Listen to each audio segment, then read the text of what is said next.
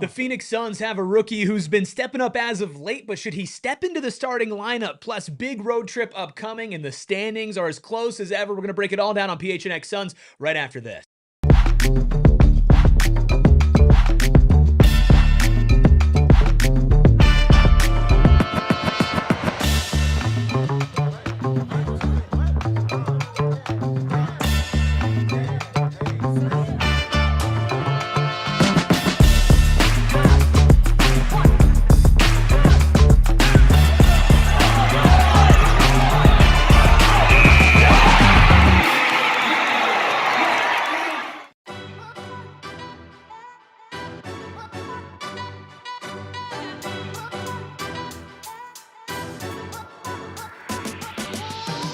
Psychos and sickos unite for a sheer terror edition of the PHNX Sun Show, of course, brought to you by us, because we're here to save you from Cardinals depression.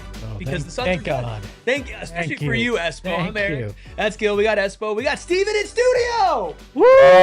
Nah, don't start faking out. I heard all of that nonsense you were talking yesterday. That's AI. That was AI. Yeah. Of course, the freckled mamba behind the Mac, making all of the magic happen as the Phoenix Suns are fresh off of one of their more impressive wins of the season against the Charlotte Hornets, and a whole lot is going on in Suns land, including a lot of buzz, pun intended, about a certain rookie. We're going to talk about Rasheer Fleming, his growth since post-All-Star break, and should he get the starting nod for the Suns. We'll take a look at the 6-game road trip upcoming, where the Suns are in the standings. But first things first, gentlemen, your final thoughts on a very good win for the Suns last night.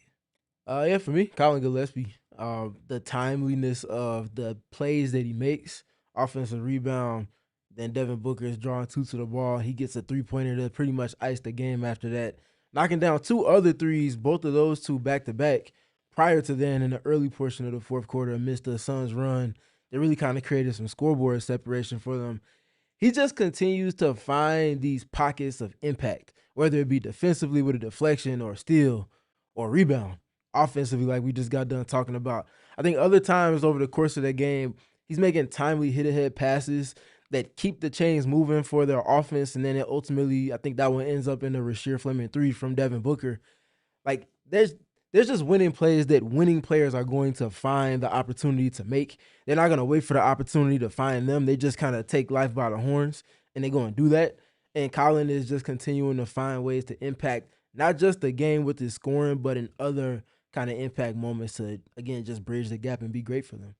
Look, this might just be because I've spent 4 hours talking about the Arizona Cardinals today on camera, but the biggest takeaway for me is a feeling of gratitude. That was the 37th win of the year, surpassed last year. It was a game where a lot of us, and including some people nationally, didn't feel like the Suns had a great shot in because of the way that Charlotte had played and the way that they matched up against this team.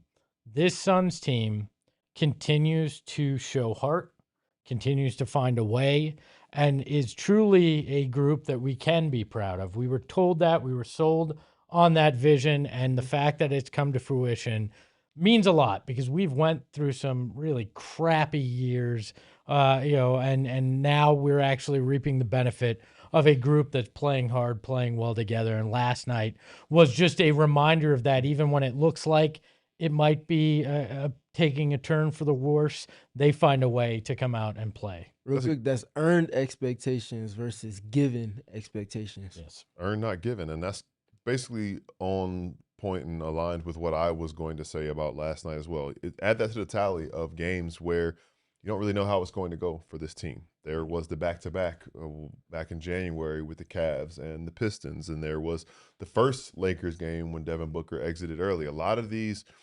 inflection points and points where you can define who you are as a team, and you have a red-hot team who hadn't lost on the road in nearly 2 months. And you've been struggling a little bit, not playing up to your standard as recently as this past weekend, Thursday and Friday.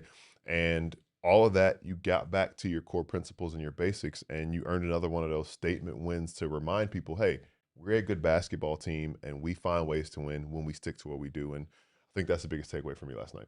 There's a lot of great takeaways, like you guys have all mentioned. I think there's like 5 more individuals that we could talk about and sequences that were really encouraging. But Rasheer Fleming had his best game of his young career last night, finally breaking that double-digit barrier that he's been hovering around with about 8 to 6 points in most games. He completely blew past it. 16 points for him last night, 4 of 6 from deep, 6 of 8 from the field. Very positive defense, a couple of rebounds, big offensive rebounds as well. And what you've really started to see now post All-Star break is Rasheer Fleming not just showing flashes, but showing kind of consistently why the Suns moved up to draft him in the second round. Before we talk about if the Suns should start him, let's just give him his flowers for what he's been able to do. These are Rasheer Fleming's averages post All-Star break. Now, the counting numbers are nothing crazy, but I think the eye test also paired with this is pretty great. Since the All-Star break, 6.5 points per game, 3.5 rebounds per game, about a half a steal per game in 17.4 minutes. Insane efficiency. 55.6% from 2, 51.9% from deep, 14 of 27 from deep since that San Antonio game in the middle of February. This is, I don't want to say night and day from what we saw before, but this is the first time that we've seen an extended stretch of Rasheer Fleming, not only in the rotation, but being a consistently positive player on both sides of the court. He looks comfortable and confident on the court. And when you think about rookies in any professional league, but especially the NBA, your rookie season is just a matter of the process of looking like you belong on the court. Some guys are pro ready, and they talk about that, and guys are making an impact on opening night. And some guys, it takes stints in the G League. It takes some practices, some film sessions, some talks with your OGs in the locker room, but then it comes together. And we are seeing it in real time come together for Rasheer Fleming because, as you said, the counting stats, which while impressive, especially the shooting splits, it's more than that. It's not like, oh, hey, this guy looks like he belongs when he's making shots. But other than that, he's just kind of running around. There are fewer and far in between times in which he looks lost on the court. He's making the right rotations, and he's making up for it if he does make a lapse. He's coming in and using his length to make plays. He's rebounding. He's being active on the offensive glass. So that's what's most encouraging about Rasheer because, as we say so much with these young players, they are just scratching the surface. And here we are, a couple months into his first ever season as a pro, as a early second-round pick, and he's doing this. It leads you to believe that the best is yet to come because those same talks, those same film sessions, those same reps are coming more and more, and it's going to continue to make sense for him. Yeah, and he's taking advantage of the moment in front of him, the opportunity that he's been given. All we heard was that he and Kaman were all about trying to find ways to grow and get opportunity, even asking to go to the G League at times, and that was all an effort to be prepared for the moment. And he has stepped in and has done that. We knew that his shot looked good earlier in the year when he'd get those moments and they weren't falling. Now they are. There was no doubt on what he could do potentially from a defensive impact, and he's living up to that. The thing that's crazy to me is there's so much more that he can continue to do, and we're just kind of scratching the surface, which is exciting. Yeah, for me, I think what stands out with all of it is, before we start zooming in, is they're 29 points better with them on the floor in this stretch of games. And I think that means a lot considering some of the opponents they've been up against, the individual matchups that he's had, that he's been tasked with kind of taking care of for the team in multiple capacities. And the need for him to kind of showcase those skills in a condensed fashion. I think he's shown that he can well handle a 20-ish minute workload. I think now, because of what the short-term small window numbers are suggesting, which we'll get to, it's almost a duty now for the Suns with the injuries that they have at his position to see, okay, how much of a workload can he take on? What do the numbers kind of represent based off of that, especially against some of the teams they have on this road trip? And just kind of how can he factor into the rotation as far as that minutes load goes once they're back healthy and whole? It's something with Rasheer that every time he checks in, it feels like the team gets a jolt of energy on both sides of the ball. You mentioned this last night, Espo, that 3-ball falling for him has been the real key, I think, for Jordan Ott to be able to fully trust him. And I think that and something that Stevens mentioned where he's not been getting in foul trouble recently. But that defense, I think back to the Lakers game, post All-Star break, obviously, a big win for the Suns. And he's guarding LeBron on the perimeter, locking him up. poking the ball out. He's staying down and keeping his arms straight up on Luka over on the baseline. And it's like, oh my God, like Luka can't get a shot off. His rotations have been insane. His offensive rebounding has been really good. These small little contributions on the margins are exactly what has made the Suns so good this year, but he brings them in a package that the Suns haven't had, which is wildly athletic, lanky, four-man that can just completely change the game just with his physical stature. And when you look at some of the downsides of what this team has been dealing with all year, despite their success, Rasheer Fleming is like, if you could make the prototypical build of somebody to fix that, he is that, right? He's still a rookie and he's not perfect, but it feels like all of these mistakes that he was making on the margins have turned not just into no mistakes, but positive decisions, right? That have completely altered the chemistry of a couple games, including last night against Charlotte when him and Kaman came in and completely sparked that first quarter. So him being in the rotation at this point is a complete non-negotiable to me. He needs at minimum 10 minutes per game, preferably higher than that for the rest of this season if he doesn't start, which we'll talk about here in a second. You got to ride the hot hand. I mean, that's something you have to do. And, he's going to have some time, obviously, with Dillon out with the broken hand. So I don't think you're going to get in a numbers crunch in particular. But in part, he's in the exact position that everybody said you needed help at. You need size. He provides that. Defense. He's the guy that can do that. Has the ability to score. Like, this is the kind of player that people wanted the Suns to target at the trade deadline. Now, he's probably a little earlier to the scene than we thought he was going to be, but he's answering a lot of the questions that people had about one of the biggest deficiencies for the Phoenix Suns. I think he's earned a spot for good moving forward. Yeah, and I think that matters as much as anything for me personally, just because I felt like I haven't been shy about saying I felt he's their most league-ready rookie just because he has three qualities in particular I felt like were already ready. That was defending at the point of attack, being able to switch and guard multiple positions, literally 1 through 5, and his offensive rebounding abilities. Now, it can't just be those three, which the big differentiation piece has been his three ball being as consistent as it has been on a little over 3 attempts a game on average in his recent window post All-Star break. Him being able to put that in tandem with the other things he's done while also still improving on these things that were already league ready really is putting him in a position to where he should be getting probably at least at bare minimum 15 minutes within a rotation. And I think what's unique about him is that you can plug and play him across multiple lineups because he's not just a player that can only play against certain matchups or in certain lineups. He can kind of be malleable for your team, which lends to the versatility that you want from all your wings. Energy so much, and people kind of throw out the term that somebody's too young to care. And I think that Rasheer is necessarily too young to care, but sometimes in a younger player, you put them out there in a high leverage situation, they're just out there playing and not even thinking about the gravity of the moment that they're in. They're just playing their own game. Big game on national TV last night against a hot Hornets team, and I don't necessarily think that he was nervous or worried about anything but making plays. So I think about that and how it translates against teams like who you're going to be playing and vying for playoff positioning with, who you're going to match up against in the postseason.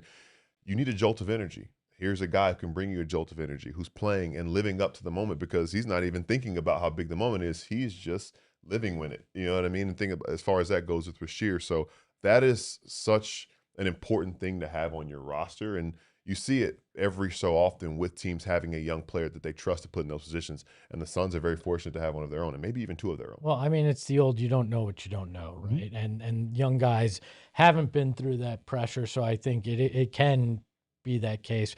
But that's kind of this team this year, too. It's a bunch of guys doing things that nobody expected them to do at a high level. And Rasheer, I don't think has much pressure because it's, hey, this is ahead of schedule. I wasn't expected to have to be this guy for this team. So I'm going out here and it's gravy. Everybody's loving it because I'm putting the effort, I'm playing the defense, and I'm hitting these threes. And I mean, as long as he continues to hit him at a decent clip. I mean, he doesn't have to hit him at 55%. No, he does. No, yeah. I mean, Rasheer, yes, if you do. If he can hit him at 55%, let's get the Larry O'Brien polished up. But there you go. But even shooting a high 30% from that, and all of a sudden it opens up so many things for this team. Well, and he even spoke after the game yesterday about how he's aware that he's playing better, but it's not something that he's focused on and that he's really thinking about. And that's exactly what you want. And I think the people around him as well. And I mentioned this on last night's post-game show,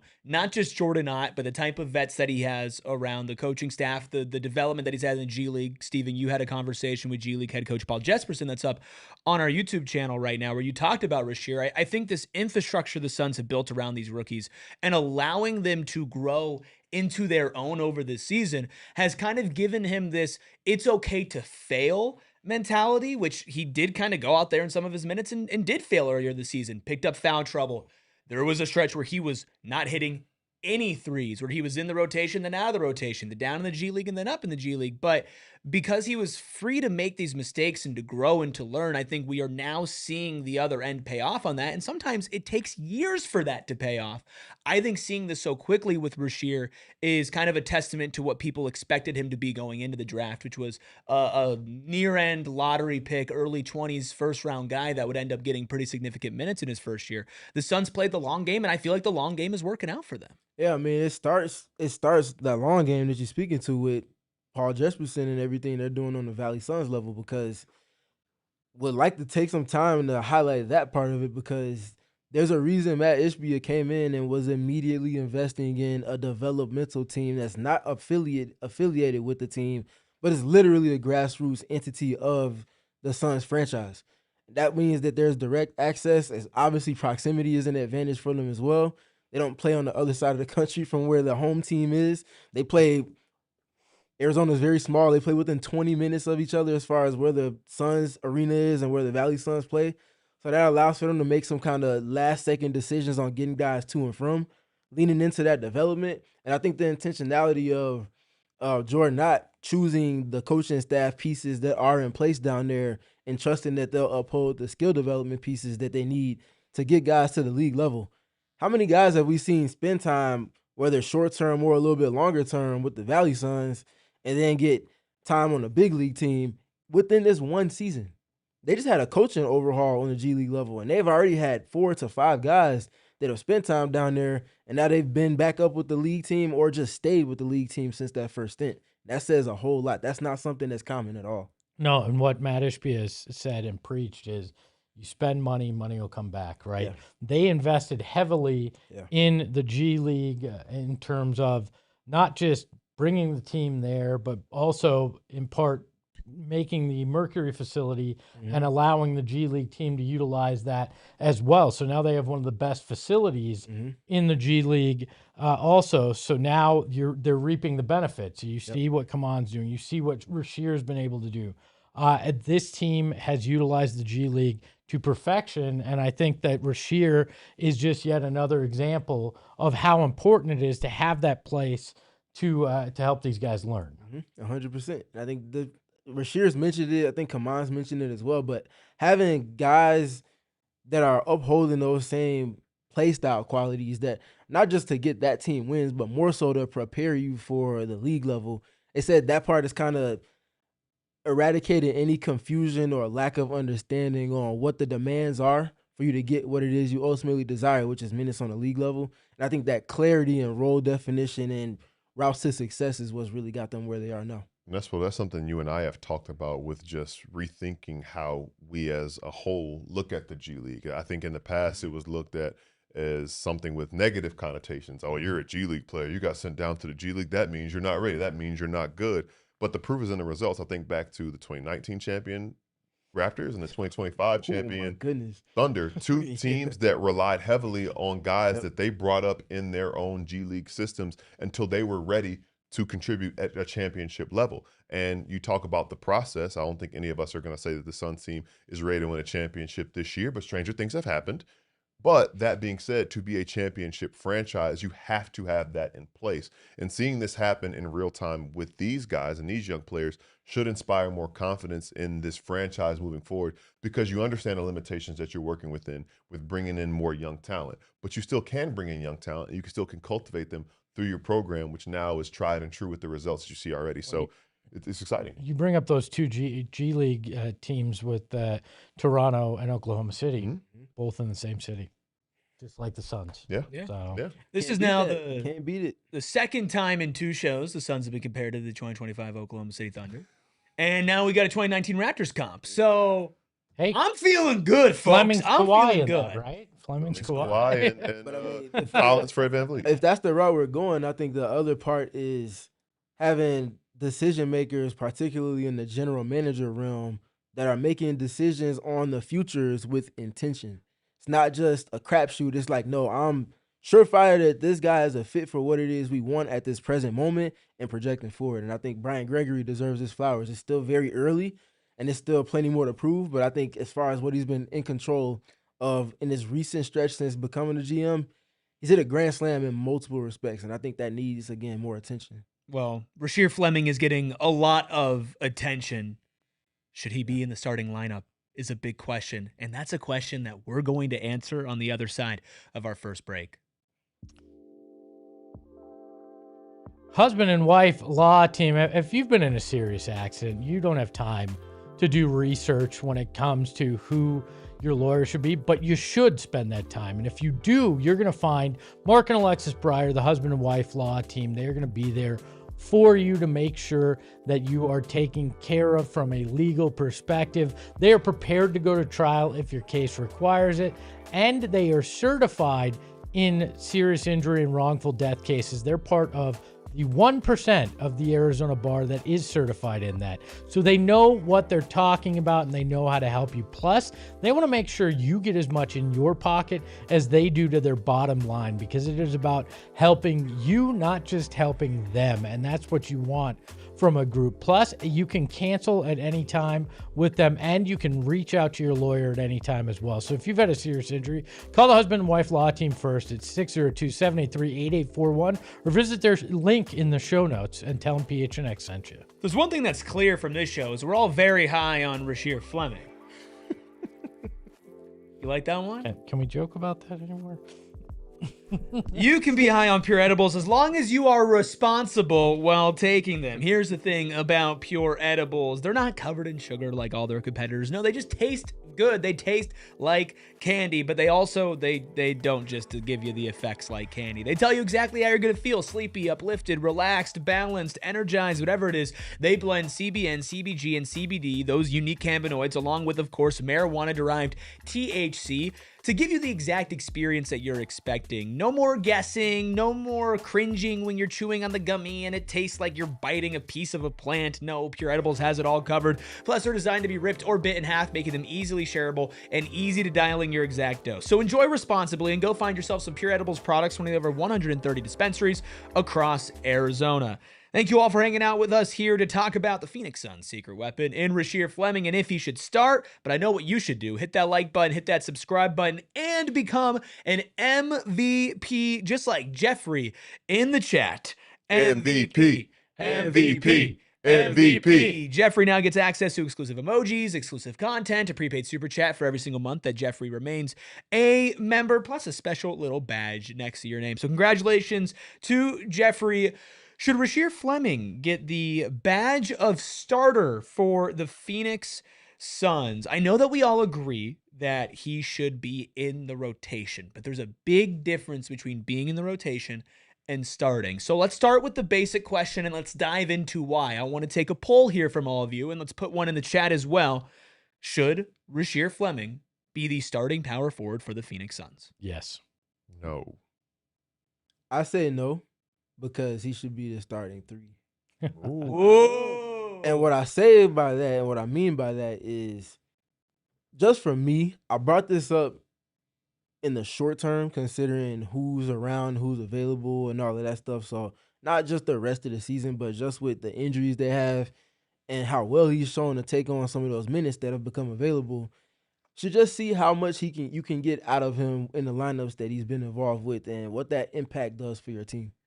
My answer is yes sometimes. Not to kind of like ride the fence here. Well, you But to put on the totally ride the fence. yeah, you put on the chaps and you're riding the fence. Yeah, but I have a reason for it. I'm not trying to like cop out and not give a direct answer. I think I would like to see Rasheer Fleming start. I think if this team is fully healthy, there are certain matchups where maybe it would be better to start Jalen, Grayson, and Book, or Colin, Jalen, Book, along with Dillon Brooks and Mark Williams.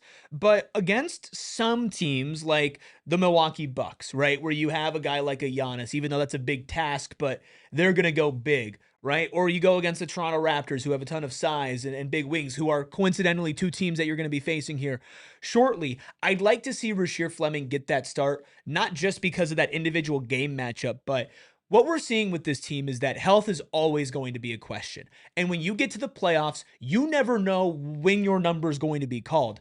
I would like Rasheer Fleming to get some reps as a starter for this season and for the future, just so that's something he could be comfortable with on an NBA level. So my answer is not let's stick Rasheer Fleming permanently in the starting lineup, although I do think there are some benefits to that, and it could very well end up being what the Suns do by the end of the season. But for now, let's just get him in there every once in a while when the matchup dictates it, and then keep him at around 15 to 20 minutes per game, no matter what, if he's not starting. I feel like size and defense are going to become so imperative down the stretch and as you go into the play-in or the playoffs. And he gives you both of those things. If you start him, it makes your starting lineup with Dillon next to him a little bit more compelling from a defensive standpoint. You got Book, you got Green in there as well for your offense. And then you turn around and your second string guys now have a lot to it. Colin, and you've got Grayson and the group that's in the second unit with Highsmith playing some defense potentially there, and Goody. Like, I like it. I feel like it's more balanced. I don't know that we'll get there. We may not see it till next year, but to me, that just makes a lot more sense as you go into battles with in a playoff where things are going to grind down. It's going to be half court. It's going to be how do you play defense? What's your point of attack defense look like, and what kind of turnovers can you force? If Rasheer keeps it up and he's hitting the three at a reputable pace, I think you're in a better spot if you're starting him. I wholly believe that he is that answer. Big picture, long term, that's exactly why he was a draft darling. That's exactly why he is showing what he's showing right now. I say no because I don't want it to be too much too soon. That's for fair. him.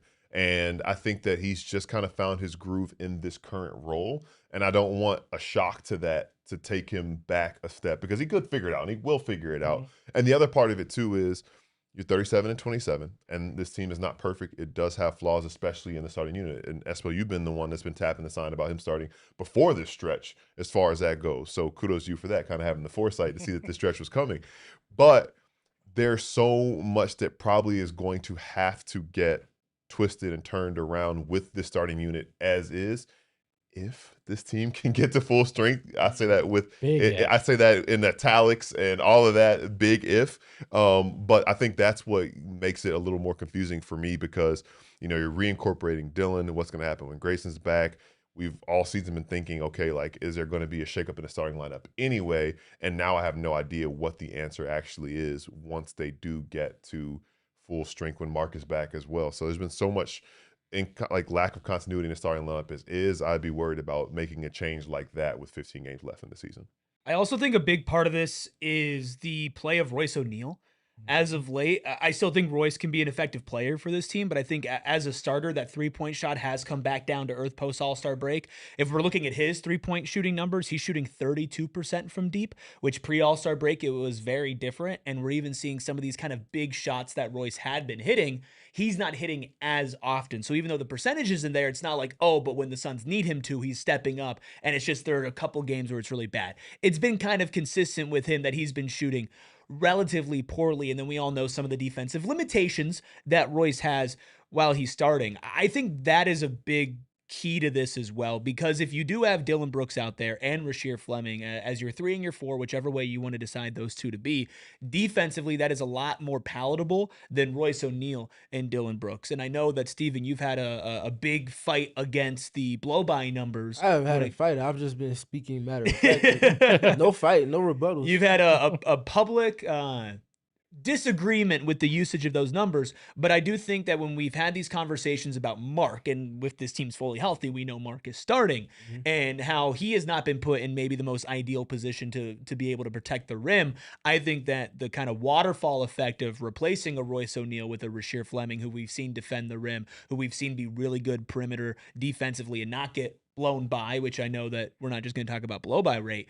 I think that the front court gets a lot better defensively because Rasheer's out there, let alone what he can do offensively. And so if Royce doesn't pick his threes back up, I think this conversation gets a lot more interesting as we get closer to the play-in/playoffs. I mean, and I don't think you're wrong with that, but I also want to continue to highlight the many other value-adding skills, primarily or secondarily, that Royce O'Neal brings to the lineups, which is why he continues to be a positive on the plus or minus. So if you're looking at net ratings and things like that, the lineups that he's been used in when he's with primary rotation guys, they're all upholding a certain standard and style of play. And that's because of the way he thinks the game, feels the game through the marginal impacts that he's able to provide. And I think that part just doesn't get brought into the conversation enough when speaking to Royce for me. Obviously, he's not who this roster was built to have starting at the 4. So the fact that he's held up as well as he has in this time where Dillon has been out, or in this time where Dillon might foul out, and now Royce has to be leaned into a little bit more. Also, the inbounding and things like that. You talk about all these close wins. You don't get those if you don't get that inbound pass to where it needs to be and to who it needs to get to for you to run an action that you want to run. Like, there's just so many multiple moments of that on both ends that Royce brings. I say all of that to say that Rasheer being able to start with Royce helps Royce be a better version of himself. It takes the defensive load off of him. It provides more size on the wing so that he can kind of play a little bit more to his strengths as well. And I think the other big thing, too, is if you're looking at their templates for starting lineups recently, if Dillon Brooks is in the lineup and he's guarding someone in the front court, who's guarding at the point of attack?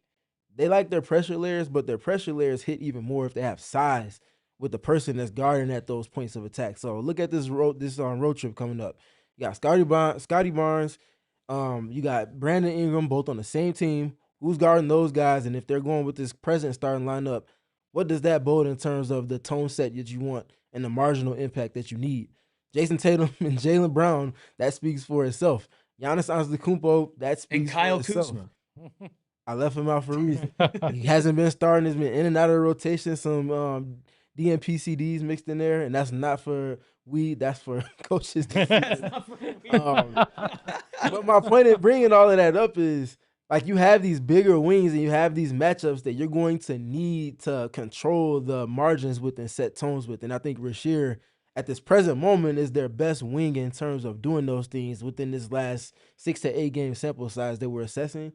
You get him in that spot. Even if you keep his minutes the same, I just don't feel like it would be too much for him to do. It just be doing it in a different role. And he's also been closing the last couple of games. Well, and what you mentioned last night, I think, is really important for all this conversation. Is just because Rasheer might take somebody's starting spot does not mean that person's not going to play. Doesn't mean they're probably not going to close. If Royce goes to the bench, Gil, it's like, okay, Royce is coming off the bench, and maybe he is a better spark plug off the bench as a guy who can come in and hit threes. And then if you're closing the game and you need somebody to throw an inbounds pass just because Rasheer Fleming started over Royce O'Neal doesn't mean that Rasheer is going to end the game over Royce O'Neal. And so having these options is a blessing, and I think that Royce might be a player that is a little bit more fit to be that kind of connector off the bench. In defense of Royce, first of all, I'm surprised at you that his game winner against the Lakers didn't buy him enough goodwill for you to say he's not making big shots. That's fair. You know, that's fair. That's fair. It was the Lakers. That's fair. But generally speaking, that is the thought process that I had. You know, it matters who closes the game. Mm-hmm. It matters to go with the hot hand, and it's a luxury to be able to pick from those guys. You know, we have Haywood Highsmith who's coming in and doing some of those things as well, albeit at from a different player profile as far as his size goes, and you kind of can pick and choose what makes the most sense for your game and your matchup at hand. When I think about a shakeup in the starting lineup, the other part of it also is how does it impact the rotation when guys come in, that boost and that scoring off the bench. And when I think about Royce, and I've had this conversation before, I feel like I've even said this on the show before, there have been games where I've said, well, Suns wouldn't have won without Royce O'Neal tonight.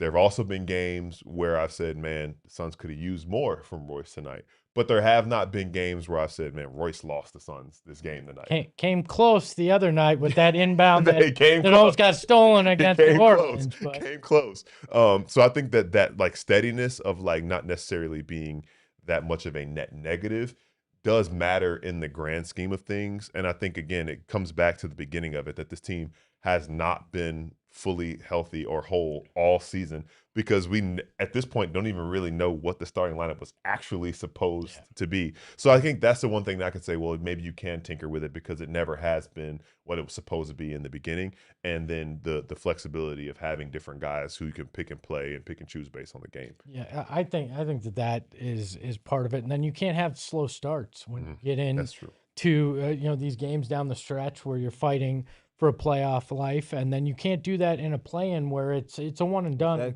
situation. You have very little margin for error. And the last thing you want to do is obviously lose both playing games, but you really don't want to get to that second one, because that means if you win, you're playing OKC, which is a no-win situation, literally there. So like you can't get off to slow starts, and that's why I'm a little concerned about the starting lineup and why I think Rasheer could have an impact. And I think that's why the tone setting part is so important for me, because the starting unit has been struggling to set the tone that they want to, just because they've had woes with guarding the basketball early in games. Last night, I think Charlotte scored 17 points in the first handful of minutes, and they do so at like a 60 or above field goal percentage. That's not the tone that you want to set. But similarly, if you don't have to respond to what your opponents are doing and they have to respond to what you're doing, if Rasheer's in that starting unit, I don't imagine they're getting into their offense as comfortably, and I don't imagine they're scoring as comfortably, if at all, especially based off of the numbers that we've seen in this recent window. What does that tone being set then do for Haywood Highsmith coming in? And it's not, Haywood, we need you to give a spark. It's, Haywood, can you just pick up the baton and do so in ways unique to your skill set? How much impact on the game flow does that have for the Suns? I think that part is important. And then the last one for me, who was starting at the beginning of the season? Their starting unit template. Ryan Dunn. It was Ryan Dunn at the 3. So you had the 2 guards, you had Brooks and Williams, and then you had Ryan Dunn. Obviously, the court he strikes in starting is 3-and-D and impact the margins, game possessions, all of those things on offense and defense. Rasheer Fleming does exactly those things. Obviously, Haywood Highsmith does them the same. And I think that's the template they need to find a way to get back to. They lost their way because the offense in the starting unit was just so good, and that net rating was something they needed to lean into. But I think they can start to get back to having that balance that they initially tried to establish. Well, Steven, you passed along some numbers on your Twitter account, I believe earlier today, talking about the Suns' defense with and without Rasheer Fleming, and the numbers were staggering. Yeah, so you look at the Suns' defense without Rasheer Fleming this season. They have a 113.4 defensive rating, which is not bad. That's 14th in the NBA, so just about middle of the pack, as average as it can be almost. But you look at the impact when he is on the floor for them defensively. A 107.6 defensive rating, which is the equivalent of second in the NBA. So that means that without him, they're defending at a middle of the pack range in terms of impact efficiency defensively. But when he's on, they're defending to what would be the level of the second best defense in the NBA. It is a small sample size, though. Small sample size, but I think that's a compliment to what it is he's doing. If you have an impact for that in a small window, you want to extract as much as you possibly can from that. It's very clear that for a team that values defense as much as most other teams in the league, it can go about doing so in some unique ways. Having somebody that adds to that and potentially doing so again in your starting unit, even if it is, from my perspective, just a short-term solution for you until you're back healthy and whole, I think that's something that could be, what's the difference between them going 3-3 in this upcoming road trip and potentially going 4-2 or 5-1, just off of setting a much better tone for games? I think if they start Rasheer Fleming, there will be overwhelmingly positive reactions from everybody. I do think there is something to be said about he might not look as good in a starting role as he looks coming off of the bench. Like, I know that we're having this conversation because he's been playing better, but what did we see when he first cracked the rotation? some stupid fouls, lots of misses from three. And then as he got more comfortable, when he stayed in the rotation in his spot, he really grew into his role. You do have options, a lot of them to start. This is a good problem, but you have Colin, Jalen, Book, Grayson as your guards that can start. You have Royce, Dillon, Highsmith is somebody I think that is still a potential starter for this team when probably not fully healthy. And even at centers, like Oso's been a guy that, yeah, you could start Oso. Now you could start Mark, and you have these options. I wonder if this is too much too soon, like you mentioned, Gil, because we'd like to see it, but maybe it would take some time for him to adjust to a new role, even if you're not asking him to do anything different. I think so. And I will say, to poke holes in my own argument about that, the thing that I was thinking about, there's no better group to be next to than those guys. Like a lot of the issues that he has, maybe it wouldn't be too much too soon if he's able to play off of Devin Booker and Jalen Green and have those guys kind of make life easier for him. And if it is, you're taking Royce out of the starting lineup, the consummate professional probably would understand. He's been in that position before. He's taken somebody's starting job as a young player coming into the league as well. So I kind of have that internal battle when it comes to those things. I think that in some ways, there's not really a wrong answer because he's playing so well in the second unit and he's such a good player. I think he's going to figure it out. This is a good team. They're going to figure it out. Ultimately, I think it's just a long-winded way of saying it's a good problem to have.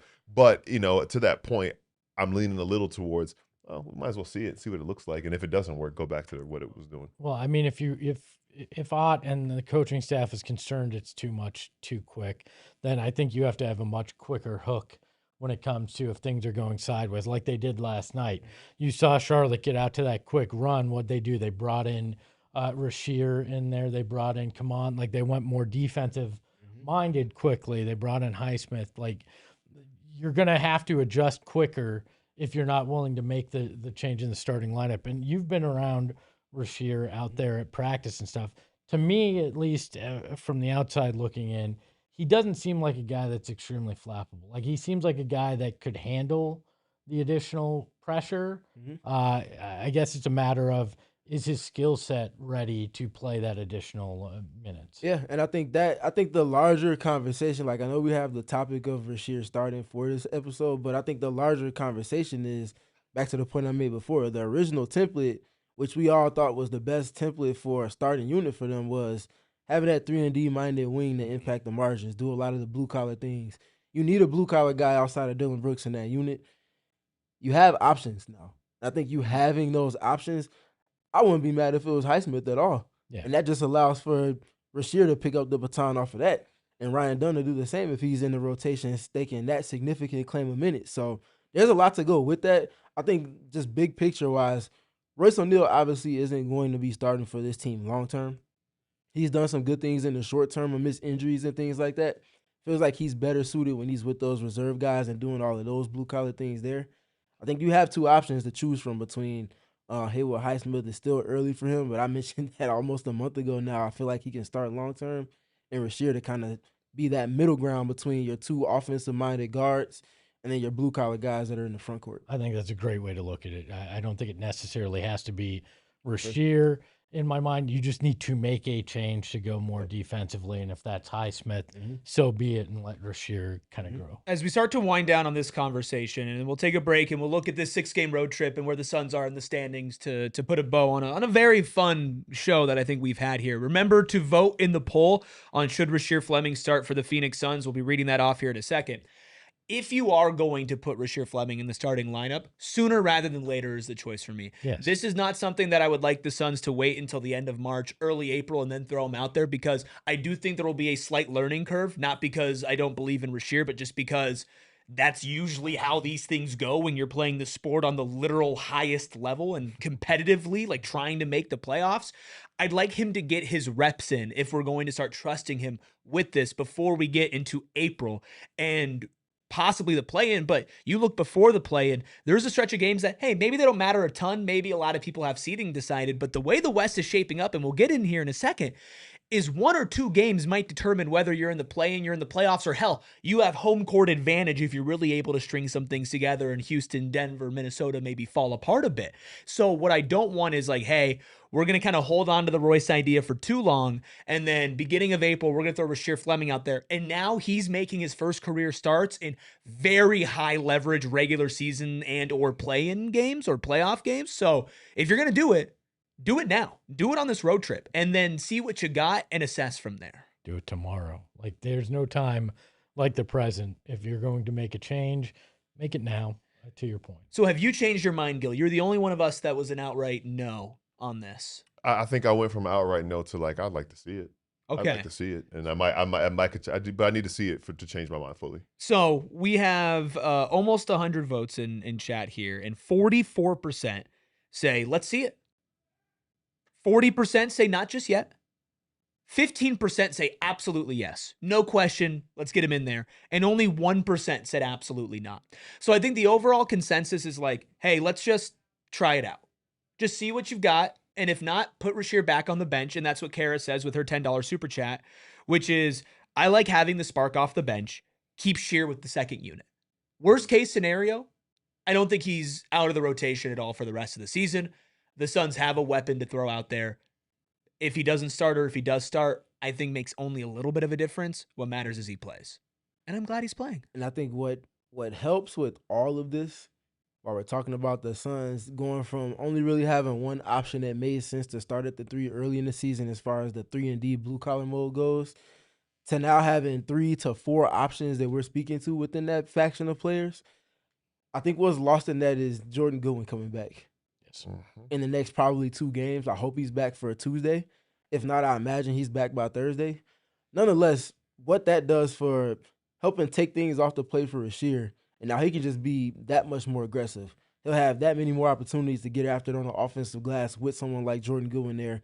Same thing for Haywood Highsmith and Jordan Goodwin. And obviously, you are so. I get to see how Dillon, excited you are about this because it's such a perfect melding of all of these players being what the Suns have valued most and what's made them an elite team in terms of winning the possession battle on a near nightly basis. I think they were 4th or 5th in winning that possession battle on average per game. That's something that really helps you, again, just uphold a certain standard, a certain style and level of play. That's going to be a big boost for them soon. Well, they need a big boost, and they've got a big opportunity coming up. 6-game road trip, which means Steven's going to be at studio more. Yay. But some big opportunities for the Suns to get some more wins that they still need to pick up with where the West standings are. We're going to take a look at both of those things on the other side of our final break.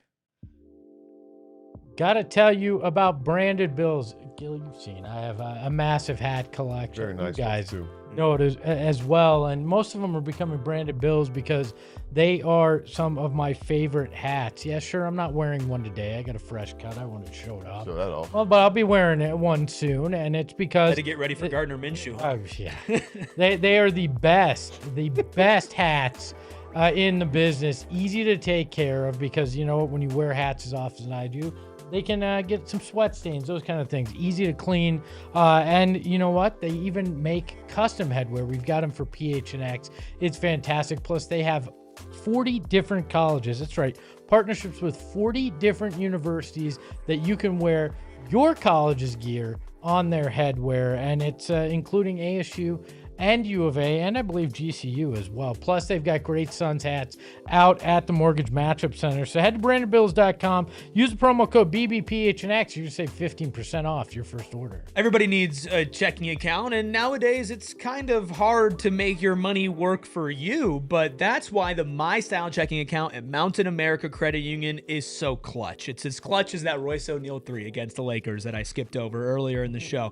It's bringing identity protection, mobile phone protection, restaurant deals, telehealth access, loan rate discounts, offers on travel and events, and so much more just for having the My Style checking account. And you can get that debit card as the Suns card because they're the official credit union of the Suns. But guess what? You can get a credit card as well. And since they're the official credit union of the Mercury, go get a credit card for that Mercury card. That credit card comes as a no annual fee card available as low rate, cashback, and rewards cards options. At the end of the day, Mountain America is here to guide you forward on your financial journey. So go get your Suns Suns and Mercury cards today. Applied any Arizona branch insured by NCUA. Terms, conditions, and exclusions apply. Loans on approved credit. We got a ton of you in here right now, nearing that 200 mark on a Monday. Thank you so much. 200 likes? No. That don't add up. So that points per possession is not what it's supposed to be right now. We got to work on our That's what I'm efficiency. seeing. Some Hashtag stat nerds. Hit the like button, hit the subscribe button. I do want to get to this super chat from Steve Keim's School of Drinking. Don't worry, Mr. Keim. I was not going to skip over your super chat. Says, thank you, Phoenix. All caps, So, by the way. thank you, Phoenix. There you go. The only franchise that doesn't piss in my face and tell me it's raining, unlike the Cards. See, it wouldn't have helped the same if you had the initial tone. That's fair. Yes, it has been a bad day for the Arizona Cardinals. Hey, Tough but to get their hair and facial hair game Hey, much better. Hey, listen, Yeah. Trey McBride, Marvin Harrison Jr., I feel for both of you two. The bad news is your team signed Gardner Minshew. The other bad news is it's to back up Jacoby Brissett. There's no good news. That sentence, not because of injury, but to start the season. I feel for y'all Cardinals fans. I hear it. Yeah. Anyway, we have fun over here for PHNX Suns because we have a fun team that picked up a big win against an Eastern Conference team. And yeah, the wins Against another Eastern Conference team. And before we talk about a couple of these games on the road they're going to be playing, talk about how important all these wins are. Let's go ahead and just take a look at the standings here in the Western Conference. From top to bottom, it's been the 1 seed Oklahoma City for the entire year, but don't look now. The Spurs are only 2.5 games behind them, which is insane. Minnesota. Tiebreaker. They have the tiebreaker. Minnesota has jumped up to the 3rd seed, which is kind of insane here. But it's only separated by half a game to Houston, who's in the 4th seed, who's separated by a half a game to the Lakers and the Nuggets, who are the 5 and the 6th seed, respectfully. And then the Suns, there is still a somewhat significant gap, a 2-game gap between the Denver Nuggets and the Los Angeles Lakers, and the Phoenix Suns there at 7, and then an even more significant gap between the Golden State Warriors, the Clippers, and the Trailblazers, who are at 8, 9, and 10. It feels like the Suns have really settled in to that 7th spot, but the Nuggets have been sliding as of late. Espo? Avalanching as of late. Hey, look. Espo, do you feel like if the Suns are to jump out of the play-in and into the playoffs, it would be over Denver? Oh, you want my honest opinion here? Yes. They're 5th. They're gonna hop both the Lakers and the Nuggets because screw both those. And you're saying that because you want the matchup with the Minnesota Timberwolves in the first round. Hey, no. Word I is don't you know. were- Well, word then, is right you now, were- if He's you not the only one. Right that now, wants if you it. jump them though, like Yeah, true. you're not playing the Timber. You have to be the 6th seed to play the Timberwolves. So maybe Dillon Brooks tanks a game at the end of the year, so then you can face the Timberwolves. There will be musical chairs. I continue to say that in the standings, that kind of 3 through 7, 3 through 8 realm. There's going to be a lot of musical chairs there. I will say one of the Lakers or Nuggets will be in 7th. The Suns will be in 6th, as long as, God forbid, there's no more injuries. I mean, at this point, they're still dealing with them, so they're still finding ways to win. Gil, if you had to put a confidence level on the Suns being a playoff team as the play-in is starting, what would that confidence level be? Like on a scale of 1 to 10? That's up for you to decide. Okay, well, we'll go. That's crazy. On a scale of 1 to 10, I'll go. It's the wrong answer, Gil. Dang. I was like 6. A 6 out of 10. 6 out of 10. Steven, what about you? To get to what's To be a playoff team when the play-in is starting. I give them gotta be at least 6th, so I'm gonna say 6 out of 10. So, Espo, I'm assuming you're higher than a 6 out of 10 then. I'm probably at like a 7.5. 6 or 7? I just feel I'm not doing that. I'm not. Who? Not doing what? I'm not. I'm not. What do you mean? It's sit this at a 6 or a 7? 7.5 is where I'm sitting. I don't know. Every time you think this team's gonna somehow fall, the bottom's gonna drop out, they find a way to find another gear. We're gonna know a lot after the next week. I think we're gonna have a pretty clear picture whether they can actually do it or not. I know we're going to look at the Suns schedule here in a second, but can I read you the Denver Nuggets schedule coming up here? It's brutal. Tonight, they're on the road against Oklahoma City. Hospital Thunder, though. Okay. Only center they have is Jalen Williams. Still a But Thunder. still. And remember what happened last time these two teams played. Great point. Right. One thing about Shea and Jokic is they don't care for each other on the That's court. No. a good point. And then on Wednesday, they play Houston, right? So again, these are teams that are playing each other. So somebody's going to lose. Then they play San Antonio. Then they play the Lakers. So again, somebody has to lose. Then Philly, Memphis. Those are easier 2 games. Toronto, playoff team, play-in team in the East. Portland. And then they play us. They play Phoenix. And so they play all of the teams surrounding them in the playoffs picture coming up. And if they can't get their bleep together, they might just completely lose all of these games, like Oklahoma City, Houston, LA. Those are all losable games for Denver the way that they're playing. And if they don't get their stuff together by the end of March when they play us, those 3 to 4 losses could determine whether or not they actually are in the play-in or not. So that is a really big couple of stretch here. And if you look at the Lakers play the Timberwolves tomorrow. And then, of course, they play the Nuggets, and they play these teams as well. Like, they play Houston twice, a road, back-to-back coming up here. So a lot's going to be, I feel like, shaken out in the West over the next week and a half. Well, none of it matters if you don't take care of your own business. That's all the Suns can do is look at what's that next game on the schedule, go out, take care of that business. Everybody else, all that'll net out on its own, but you got to go out and win and take advantage of every opportunity you get. And you still have a little bit of goodwill to get back from what you did against the Bulls. I think that the Hornets win yesterday was a game where you weren't favored by the geniuses or the experts out there to win the game, and you went and got one that you weren't supposed to get, but you still dropped one that you were supposed to get. So you need to go out and get a couple more of those games. I think about that like, it's look, just stay in your lane, focus on what's in front of you, and take care of business, because as you outlined, Eric, these teams are going to be beating each other up. So winning solves a lot of that, because somebody's guaranteed to lose in a lot of those games. Well, let's wrap things up here by taking a look at the Suns' upcoming 6-game road trip where they're going to need to handle business. It starts on the relatively easier end. You're gonna Cream City. You're gonna be playing the Milwaukee Bucks tomorrow. I'd say night, but it's like an early night game. A lot of these are. They're 27-36 in their last 10 games. Milwaukee is 4-6. Then you take on the Indiana Pacers, one of the worst teams in the league on purpose this year. 15-49, 1-9 in their last 10.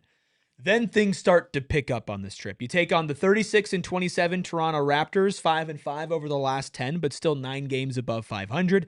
Then you're still on the road. You're taking on the Boston Celtics, 43-21, 8-2 in their last 10. Just have Jason Tatum back and beat the brakes on of you at your own home court the last time that you played. And then 2 big games against Western Conference teams on the road. The 40-24 Minnesota Timberwolves, who are 8-2 in their last 10, and the 47-17 San Antonio Spurs, 9-1 over their last 10. I want record predictions from all of you on these upcoming 6 games. Well, you got to start 3-0. I think it's a non-negotiable. I think you got to start 3-0.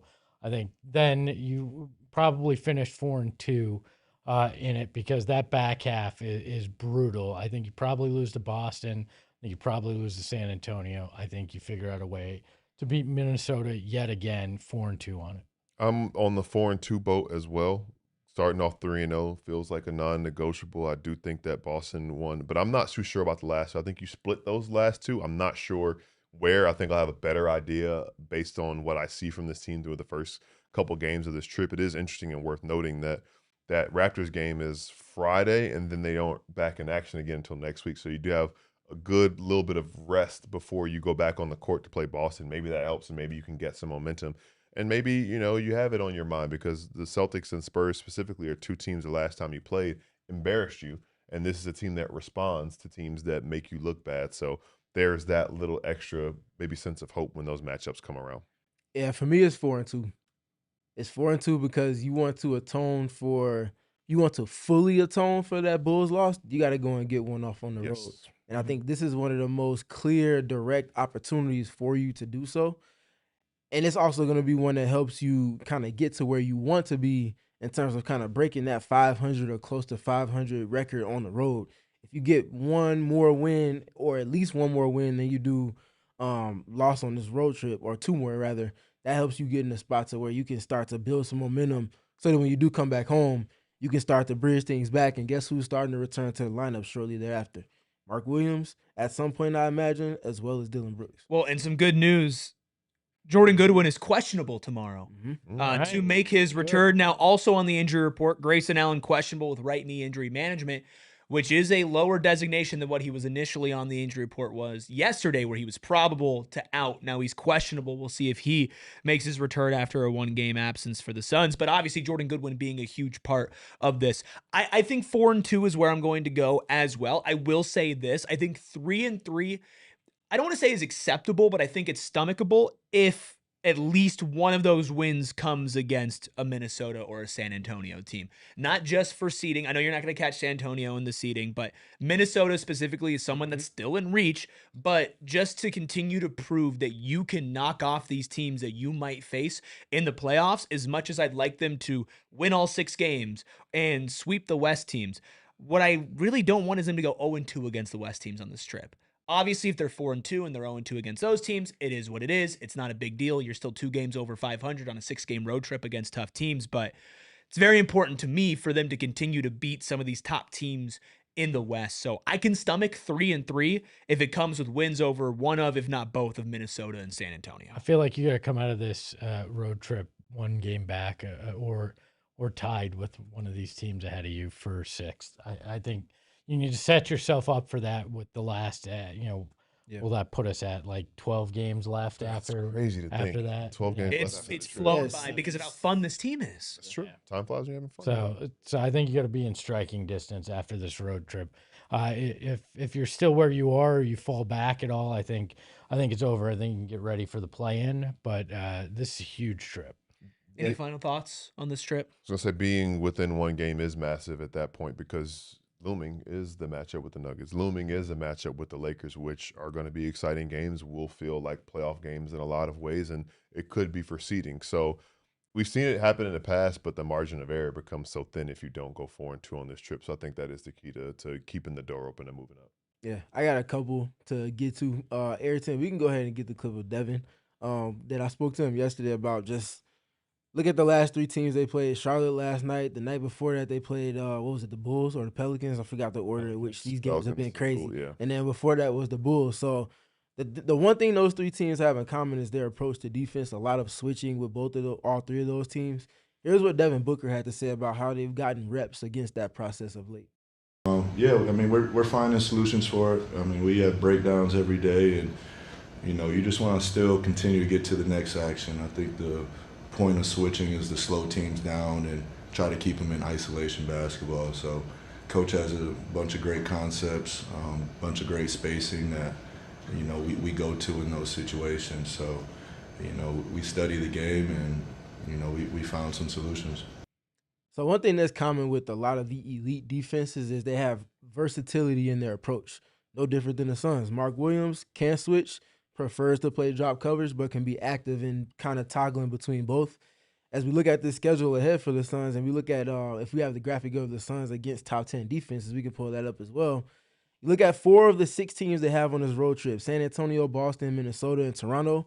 All have bigs that play drop coverage, but they all also have lineups that they use heftily that all lean into switching to elite levels in terms of volume. And you look at the Suns' numbers against top 10 defenses this season, they're 8-11 record-wise. Their offense has a 108.8 rating, which is 23rd in the NBA amongst teams going up against top 10 defenses.